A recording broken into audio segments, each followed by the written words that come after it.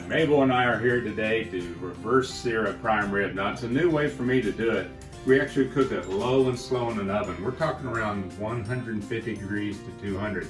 That'll increase the time it cooks, but it'll give us a very even, nice cook, and then we'll blast it with heat at the very end. Now it's new to me, so let's get it started.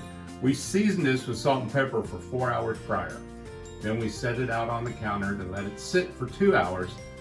Now we're ready to place it in the oven. So let's get it in, and we'll take a look at it when we get towards the end. We finished roasting our rib. It's to our desired temperature. You can go ahead and take your probe up at this point, and we're going to take some aluminum foil and tint it. Now we're going to let it rest for a minimum of 30 minutes, up to an hour and a half. Then when your guests get there, you're ready to serve, that's when we'll brown it. We're going to turn our oven up prior to that to preheat to 500 degrees to brown it. Let's see what this reverse sear is all about. Let's see. We've got those brown bits that I love. That's that caramelization you really want in a prime rib. Now the proof's in the pudding. We've cooked this to medium rare. Let's take a look. In the end, oh my goodness, look at that.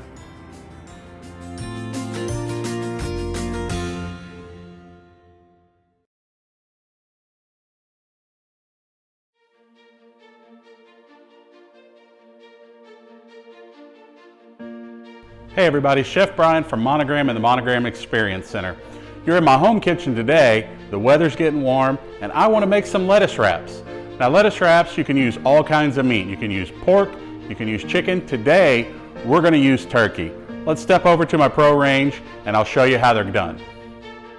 All right, we said we're using ground turkey and that's what we're using. You can chop up turkey breast if you want, but it's a lot easier to buy turkey that's pre-ground.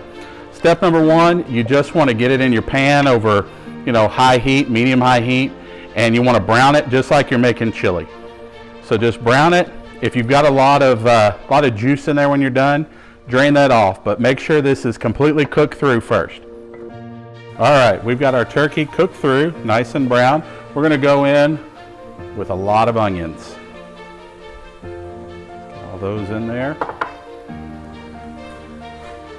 And we also have a good amount of garlic and ginger. Now I've just chopped all this and mixed it together. Get that in. And you just want to let this cook for 3 or 4 minutes just to get the onions soft and to make sure that ginger and garlic get heated through. We've let our onions and our ginger and garlic cook down and soften up. We're going to go in with some soy sauce. We've got some rice vinegar, or if you don't have rice vinegar, like I didn't happen to have it, I used cider vinegar. We have some sriracha and hoisin.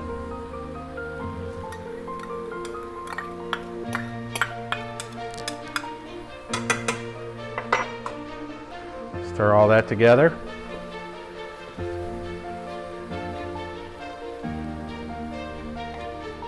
Now don't be scared when you're making this if you taste it, and if you want it a little sweeter, add a little more hoisin. If you don't like it as sweet, maybe add a little bit more vinegar. It's all up to you. Let's go ahead and get a little salt and pepper in there.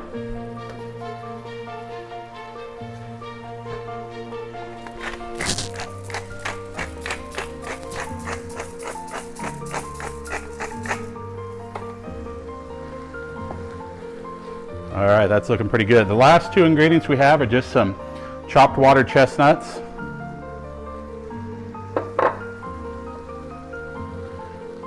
We like those to be nice and fresh at the end. We don't want to add those in too early. And then the very last thing, a lot of green onion.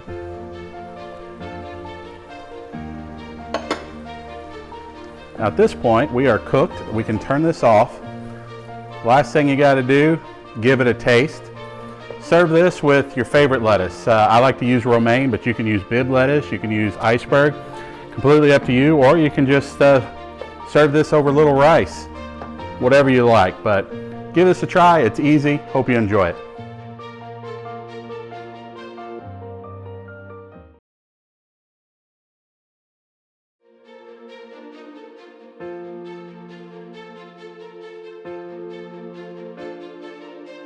Hey everyone, Chef John with Monogram Appliances. I'm at home with my Monogram 36-inch range with a built-in grill.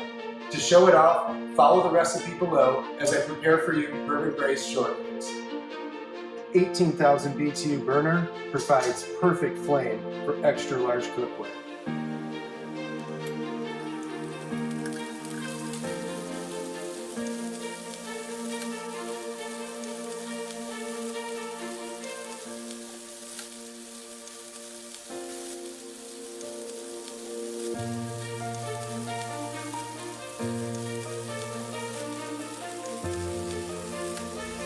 The low simmer allows me to control any sauce perfectly.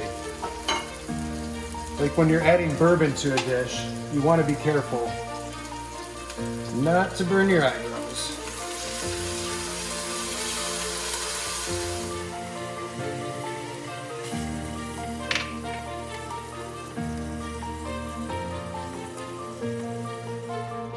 All right, so now all that's left is to get this into the oven.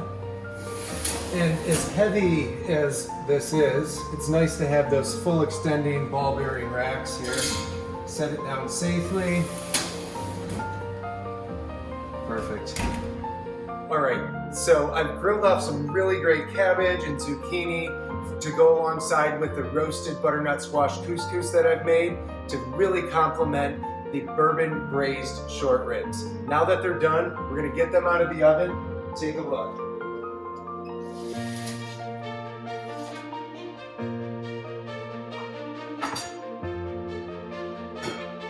Wow. Looking perfect. Just getting ready to fall off the bone. I don't like them to be too tender, but I don't want them to have too much bite to them either. These are looking great. To go along with it, and for plating purposes here, I've made this grilled butternut squash and couscous. All nice and flaked up. Put a healthy portion in there. It's okay if you make a mess, that's part of cooking. That squash on top. Take those great portions of short rib. Wow. You know, the best part about doing this at home is you guys are looking at my dinner right now and I cannot wait to dig in. We use some of that sauce over the top. Most of the fat has kind of been rendered down, so it's nice and rich. Like that.